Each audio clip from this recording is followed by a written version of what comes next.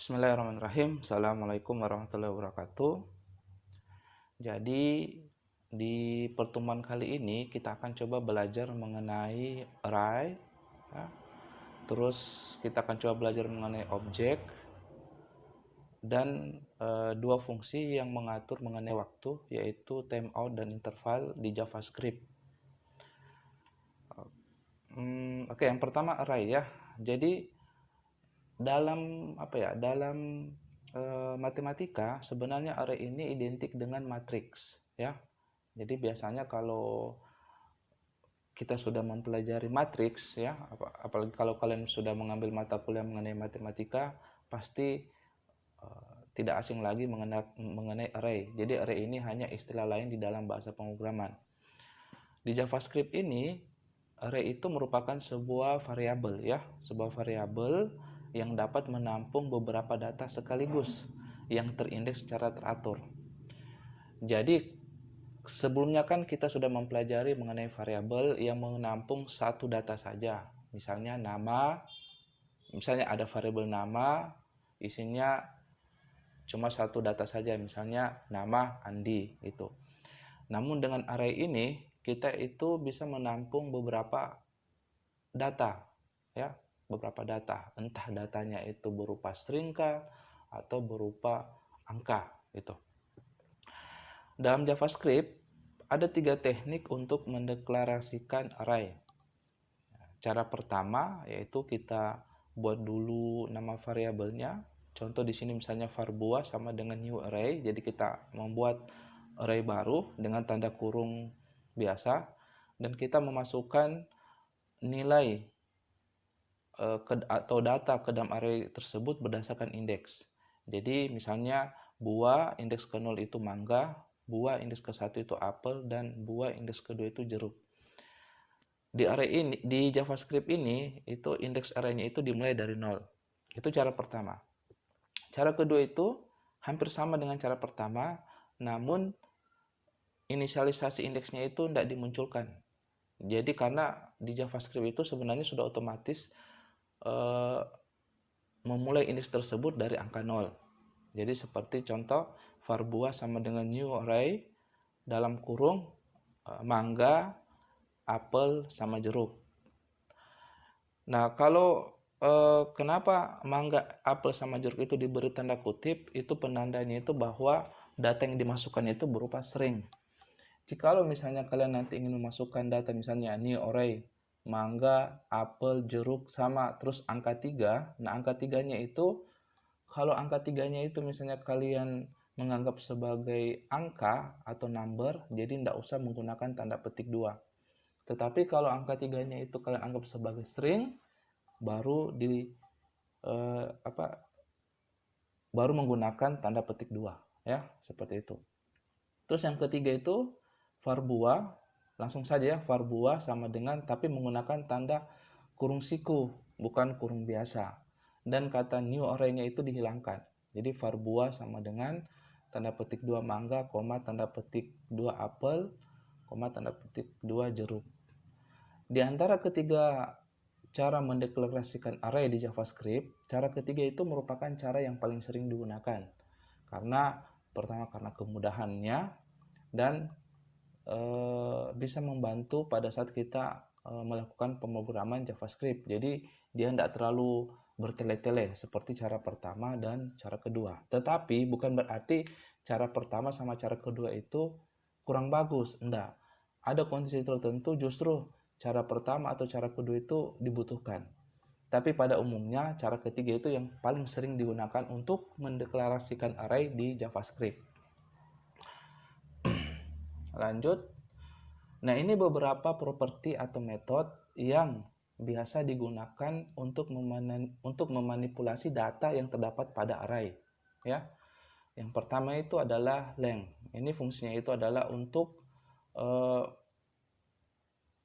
mencari tahu ya berapa jumlah elemen yang terdapat di dalam satu array tersebut.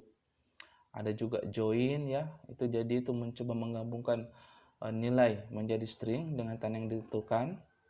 Concet juga begitu, menggabungkan dua array atau lebih menjadi array baru. Jadi kalau concet ini ada misalnya ada array 1, array 2, terus array 1, array 2 ini kita ingin gabung menjadi satu array baru, makanya pakai perintah concat.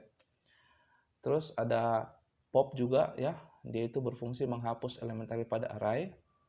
Ada push, itu menambahkan satu atau lebih elemen baru ke bagian akhir array. Jadi kalau misalnya ada sebuah array gitu, array itu awalnya itu cuma terdapat 3 data di dalamnya, lalu kita ingin memasukkan data baru ke dalam array tersebut, kita bisa menggunakan perintah push untuk memanipulasi array tersebut.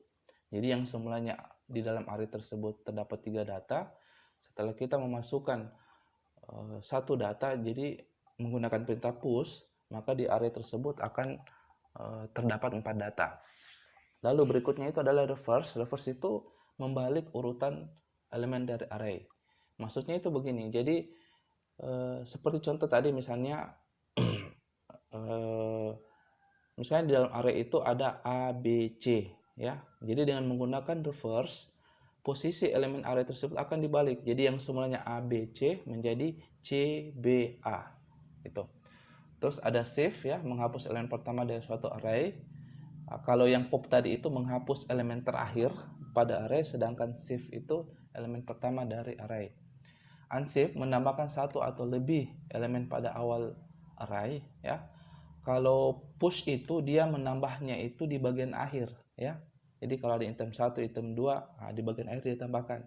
Sedangkan kalau unshift itu dia tambahkan array-nya itu atau data yang ingin dimasukkan ke dalam sebuah array itu dimulai dari depan dia, dari awal gitu. Sort itu mengurutkan elemen array. Nah, sort ini biasa digunakan kalau kita ingin mengurutkan entah dari angka tertinggi ke angka terendah atau dari rendah ke tinggi. Ada juga splice ya, itu untuk menghapus atau menambahkan item pada suatu array. Ada toString, nah ini mengkonversi array ke string. Nah, ada juga objek ya, untuk mengecek apakah subjek-objek itu merupakan array. Sebenarnya masih banyak properti atau metode yang dapat digunakan untuk memanipulasi array. Ya, kalau dihafal kayaknya agak susah ya, tapi setidaknya itu untuk yang penting paham dulu ya, yang penting paham dulu itu bagaimana penggunaan dari properti atau metode yang biasa digunakan untuk memanipulasi array.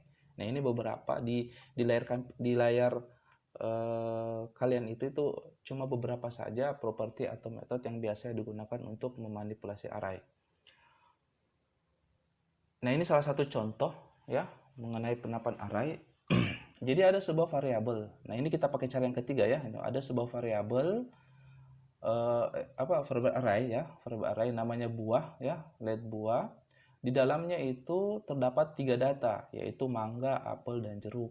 Nah, sehingga kalau kita ingin menampilkan datanya, kita pakai perintah dokumen weblen dalam kurung buah plus bar. Jadi bar ini hanya untuk membuat baris baru sesudahnya ya gitu. Jadi ini tampilan nanti mangga, apel, jeruk. Terus array tersebut kita tambahkan perintah push di belakangnya ya. Jadi maksudnya itu kita ingin memasukkan data melon pada array yang bernama buah dan diletakkan di terakhir ya, bukan di awal, diletakkan di akhir. Sehingga buah push melon kita tampilkan di hasilnya itu mangga, apel, jeruk, melon. Jadi melonnya itu diletakkan di terakhir atau di indeks terakhir. Berikutnya lagi misalnya membalik urutan dari data yang terdapat pada array yang bernama buah gitu ya. Jadi pakai perintah buah reverse. Jadi kita membalikkan urutannya. Yang semulanya urutannya itu mangga, apel, jeruk, melon, dia menjadi terbalik melon, jeruk, apel, mangga. Nah, ini beberapa salah satu teknik dalam menggunakan properti atau metode dalam memanipulasi array ya. Sebenarnya masih banyak beberapa teknik yang lain. Nah, nanti insya Allah siapa tahu mungkin ada beberapa kasus-kasus kita akan coba pelan-pelan menggunakan beberapa properti atau metode yang bisa memanipulasi array. Nah, yang ini hanya cuma sebagian contoh saja. Nah, ini salah satu contoh juga array ya, gitu. Teknik lain dalam menulis array ya. Jadi kita buat dulu sebuah sebuah variabel array ya yang bernama names dan datanya masih kosong. Nah, ini seperti ini, datanya masih kosong. Terus variabel array ini kita masukkan data baru. Yang pertama itu 123, jadi names titik push 123 ya.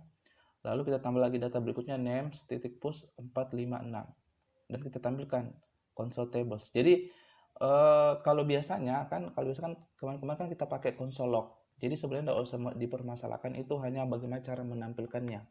Di sini saya menggunakan console table supaya kalian bisa paham bahwa ternyata indeks dari array itu pasti dimulai dari 0 seperti ini. Jadi sebenarnya yang saya ingin tampakkan di sini adalah indeksnya ini. Jadi 0 1 2 3 0 1 2 3 4 5. Jadi ada 6 data ya. Console table. Oke. Lalu misalnya di indeks ini kita ingin merubah beberapa datanya ya, beberapa datanya.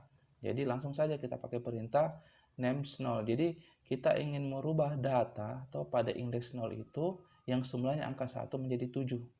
Jadi kita tinggal tulis names 0 7. Begitu juga sebaliknya. Begitu juga seterusnya. Di indeks ke-1 itu yang berisi angka 2 ya, di indeks ke-1 yang berisi angka 2 itu kita ingin merubah datanya menjadi 8. Dan di indeks ketiga, di indeks kedua ya, di indeks kedua yang berisi angka 3, yang berisi data 3 itu kita rubah menjadi 9. Jadi setelah pada saat di running hasilnya seperti ini. Yang semulanya indeks ke-0 itu berisi angka 1 menjadi 7. Yang indeks ke-1 yang semulanya berisi 2 menjadi 8. Yang indeks ketiga itu indeks kedua yang sebelumnya bernilai angka 3 dia menjadi 9 ya. Jadi sangat simpel saja kalau kita ingin merubah data yang terdapat di dalam array dan kita mengubahnya berdasarkan indeks ya. Jadi perlu diingat bahwa di JavaScript itu array-nya itu selalu dimulai dengan angka 0 ya, maksudnya selalu dimulai dengan indeks ke 0 bukan indeks ke 1. Kemudian tadi kan kita sudah belajar mengenai array ya. Jadi array itu bisa kita katakan sebagai tipe data juga ya, tipe data. Tipe data berikutnya itu adalah objek ya. Jadi objek pada JavaScript itu merupakan sebuah tipe data. Tipe data pada objek ini sebenarnya memiliki persamaan dengan tipe data array. Tetapi perbedaannya itu terletak pada indeks data. Nah, indeks data itu maksudnya yang ini ya. Indeks data itu yang ini. Ini merupakan indeks data. Karena indeks data ini yang dibutuhkan si JavaScript untuk mengetahui berapa nilainya pada indeks tersebut. Jadi dia mengakses indeksnya, bukan mengakses nilainya. Jadi perbedaan antara tipe data objek dengan tipe data array itu hanya terletak pada indeks datanya. Kalau tipe data array, dia menggunakan indeks berupa number atau angka dan selalu dimulai dari 0. Kita bisa lihat dari tabel ini, nama 0, nama 1, nama 2, nama 3. Jadi ada sebuah variabel array yang bernama nama ya, gitu. Sedangkan tipe data objek itu dia menggunakan indeks berupa string ya. Jadi dia itu bukan berupa angka tapi string. Stringnya ini tergantung kita, terserah. Ini cuma salah satu contoh, misalnya ada sebuah tipe data objek ya, ini bernama kampus. Terus yang menjadi indeksnya itu nama, alamat, umur, warna. Jadi sebenarnya untuk indeks dari tipe data objek ini itu tergantung kita, terserah kita. Jadi tidak harus paten bahwa harus yang nampak di layar kalian ini, enggak. Boleh jadi mungkin ada orang itu dia membuat tipe data objek misalnya mobil ya, mobil. Jadi ada misalnya mobil pakai indeks ukuran ban, mobil indeksnya warna, mobil indeksnya harga, seperti itu. Nah, di layar kalian itu hanya salah satu contoh saja. Ada sebuah objek yang bernama kampus dan indeksnya itu berupa nama, alamat, umur, dan warna. Nah, ini salah satu teknik bagaimana caranya kita membuat objek di JavaScript. Kalian bisa perhatikan ya, kalau di array kan ada 3 teknik tadi cara membuat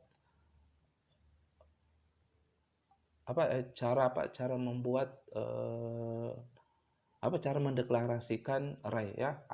Ada 3 cara. titiknya. Nah ini ya, ada 3 cara dalam mendeklarasikan array. Dan yang paling sering digunakan itu adalah cara yang ketiga. Dia pakai kurung siku. Kurung siku seperti ini.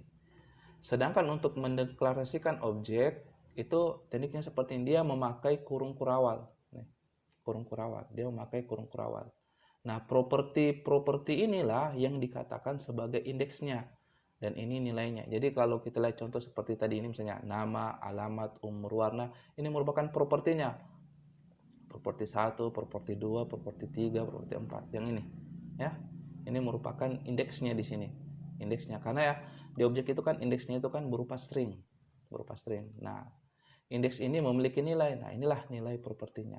Jadi itu ya, itu perbedaan antara bagaimana cara mendeklarasikan array dan bagaimana cara mendeklarasikan objek. Perbedaan hanya cuma terletak pada kalau array dia itu menggunakan kurung siku, sedangkan objek itu dia menggunakan kurung kurawal. Nah, kalau untuk mengakses objek itu sama tekniknya dengan kita mengakses array. Bedanya kalau di array itu kan kita cara aksesnya kan kita menulis indeksnya 0, 1, 2 itu kalau di array.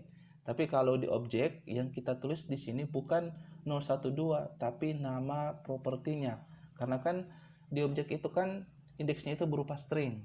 Jadi yang kita akses itu adalah atau yang kita tulis itu adalah nama propertinya gitu ya. Kalau kita ingin mengakses objek. Tetapi bisa juga kita mengakses objek tersebut menggunakan teknik titik ya. Jadi objeknya dulu, nama objeknya apa, baru properti. Ya, properti. Yang paling sering digunakan untuk mengakses objek itu adalah cara yang kedua yang ini ya, cara kedua. Jadi kalau kita mengakses objek itu ada dua teknik. Ada yang menggunakan teknik seperti ini ya. Jadi objek baru kurung siku, nama indeksnya apa, atau nama objeknya langsung titik indeksnya apa gitu. Nah, yang cara kedua ini yang paling sering digunakan. Kita lihat contoh ya. Contoh ini. Jadi ada sebuah objek ya, objek bernama komputer. Di dalamnya itu ada berisi sistem operasi, ada indeks namanya SO dengan data Linux, RAM dengan data DDR, dan harddisk dengan data 2 tera gitu. Nah, untuk mengakses objek tersebut kita bisa menggunakan dua cara. Yang pertama itu adalah kita memanggil indeksnya seperti ini. Komputer RAM titik tambah RAM. Jadi yang diakses itu adalah indeks RAM-nya yang ini. DDR 4 GB. Nah, ini ditampilkan di sini. Atau cara kedua itu adalah dokumen write komputer titik harddisk. Nah, jadi kita sebut nama objeknya, baru kita titik sebut nama propertinya. Harddisk. Jadi yang muncul 2T harddisk. Itu ya. Jadi tinggal kalian pilih saja untuk cara mengakses objek itu apakah menggunakan cara yang pertama seperti ini atau cara yang kedua. Tetapi sekali lagi yang paling sering dipakai itu adalah cara kedua karena kemudahannya. Saya pun juga kalau misalnya lagi ngoding JavaScript, saya lebih banyak menggunakan cara yang kedua dibandingkan cara pertama. Ya, sesekali saya menggunakan cara pertama bolehlah, tapi yang paling sering itu adalah cara kedua. Contoh lain lagi seperti ini ya. Jadi dia itu ingin mengakses sebuah objek tapi menggunakan cara pertama. Nah, kalian bisa lihat. Jadi ada objek namanya kampus, di dalamnya ada nama, alamat, umur. Oke, terus diaksesnya itu nama objeknya sekolah, baru indeksnya nama. Kalau yang tadi array kan, kalau yang masuk di dalam kurung siku itu kan angka berangka ya, misalnya 0, 1, 2, 3 dan seterusnya. Sedangkan untuk objek yang masuk yang terdapat dalam kurung siku itu adalah nama propertinya karena dia berbentuk string. Jadi misalnya sekolah nama, sekolah alamat, sekolah umur gitu. Jadi kayak seperti kita ingin merubah isi data dari objek tersebut. Nah, awalnya objeknya itu bernilai ini. Jadi namanya Wesen Kolaka, alamat Jalan Pemuda, terus kita ubah datanya.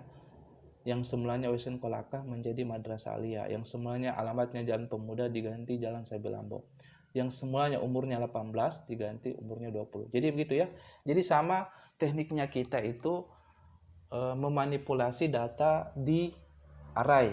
Bedanya kalau array itu indeksnya itu berupa angka 0, 1, 2, 3. Sedangkan kalau di objek, indeksnya itu berupa string, tergantung dari nilai apa yang dipakai pada saat kita membuat objek tersebut. Nah, ini juga salah satu contoh menggunakan teknik yang kedua dalam mengakses objek, ya, yang semulanya dia itu menggunakan tanda kurung siku, ini hanya menggunakan tanda titik. Jadi ada objek kampus, ya, dengan datanya nama, alamat, umur, terus dia mengakses objek kampus nama, gitu, titik nama, nah, muncul USN Kolaka. Objek umur, objek kampus titik umur 18. Jadi itu ya. Jadi ini merupakan cara pertama dalam mengakses objek, sedangkan ini cara kedua dalam mengakses objek. Seperti itu. Oke, mengubah dan menghapus properti. Jadi properti dari objek dapat diubah kapanpun, ya, dengan cara memberi nilai pada properti yang dipisahkan dengan sama dengan, ya. Ya seperti contoh tadi, ya, pada saat kita mengganti nilai dari properti nama, alamat, dan umur. Jadi kalau di objek itu yang nama, alamat, umur itu disebut properti. Properti 1, properti 2, properti 3. Sedangkan yang USN Kolaka, Jalan Pemuda 18 itu disebut dengan nilai properti. Jadi ini nilai propertinya dari nama, nilai propertinya dari alamat, nilai propertinya dari umur. Oke ya, bahkan jika properti yang diubah ternyata tidak ada, properti akan ditambahkan. Sedangkan untuk menghapus properti dapat menggunakan perintah delete, ya. Gitu. Ini salah satu contoh mengenai bagaimana mengubah atau menghapus properti pada objek. Jadi ada objek yang bernama komputer, di dalamnya itu sudah ada properti SO, properti RAM sama hard disk, dan sudah ada nilai-nilainya. Ini cara memanggil properti RAM supaya ditahu nilainya. Oh, enggak ya. Jadi ini yang pertama ini adalah teknik mengubah, ya, mengubah nilai yang terdapat pada properti RAM. Yang semulanya RAM-nya itu bernilai DDR4, makanya kita akan menjadi DDR4 GB, ya, DDR1 4 GB akan dirubah menjadi DDR4 2 GB. Nah, cara menggantinya ya kita tinggal ketik komputer titik RAM. Jadi kita panggil nama objeknya, baru propertinya, baru kita memberi tanda sama dengan ubah, seperti itu. Sama juga dengan merek yang semulanya, oh ya, merek yang tidak ada, ya, merek tidak ada, tapi itu nanti akan ditambahkan di dalamnya kalau misalnya di objek tersebut itu tidak terdapat properti merek. Terus yang terakhir itu adalah kita menghapus properti yang bernama SO. Jadi delete komputer SO. Jadi kita akan menghapus properti SO pada objek komputer. Pada saat ditampilkan ternyata undefined, ya. Jadi properti SO itu sudah dihapus oleh JavaScript. Nah, ini ya salah satu contoh dasar mengenai bagaimana kita mengubah atau menghapus properti di objek pada JavaScript. Oke, seperti tadi kan sebelumnya bahwa nilai properti itu selain menggunakan tipe data dasar juga dapat diberi nilai array, function maupun objek. Jadi maksudnya ini dalam objek itu sebenarnya bisa ada array, ya. Dalam objek itu sebenarnya bisa ada function. Bahkan dalam objek itu bisa ada itu cuma tipe data dasar gitu. Maksudnya seperti ini. Kalian bisa lihat. Nah, ini ya. Ini kan sebuah objek, ya, sebuah objek. Ciri khasnya kan tadi dia ada tanda kurung kurawal, ya. Pokoknya objek itu selalu diawali dengan tanda kurung kurawal. Sedangkan array itu tanda kurung siku. Nah, di objek tersebut, di objek ini terdapat sebuah array. Yang mana yang ini? Aplikasi. Aplikasinya itu sebuah array MS Word, MS Excel, Adobe Photoshop. Jadi tipe data array ini itu dari 0, 1, 2, ya. Begitu. Terus di objek ini juga terdapat function. Jadi ada sebuah properti namanya hidup. Di dalamnya itu terdapat di properti hidup ini isi datanya itu berupa function, bukan berupa data seperti SO atau RAM. Sama halnya juga monitor, ya, monitor ini yang objek, ya. Jadi bayangkan ada objek di dalam objek seperti ini. Jadi monitor ini objek, ya. Monitor objek ini. Tandanya ini, ya. kurung kural ini. Hanya bedanya ya, bedanya itu adalah titik duanya ini ya, titik duanya ini. Jadi kalian lihat kalau objek yang ini dia itu menggunakan tanda sama dengan, sedangkan monitor di sini dia menggunakan titik dua. Dan ini objek juga ya, objek. Terus bagaimana cara mengaksesnya ini ya? Jadi ini komplit sekali. Di dalam objek itu ada properti yang memiliki nilai biasa, maksudnya pada umumnya. Ada properti yang memiliki ada properti yang berupa array seperti ini ya. Aplikasi ini kan properti yang berupa array. Terus ada properti yang berupa function ini. Jadi hidup aplikasi RAM-S ini merupakan properti ya kalau dalam istilah objek. Dan ada juga properti yang di dalamnya itu berupa objek seperti ini ya, monitor objek. Jadi sangat komplit. Nah, terus untuk aksesnya, nah kita biasa lihat misalnya kita mengakses aplikasi edit foto. Jadi cara manggilnya itu adalah kita panggil dulu nama objeknya komputer. Nah, ini kita pakai cara kedua ya dalam mengakses data pada objek, bukan cara yang pertama tadi, ini cara kedua. Titik aplikasi. Jadi kita masukkan dulu nama propertinya, titik aplikasi. Aplikasi ini kan merupakan array.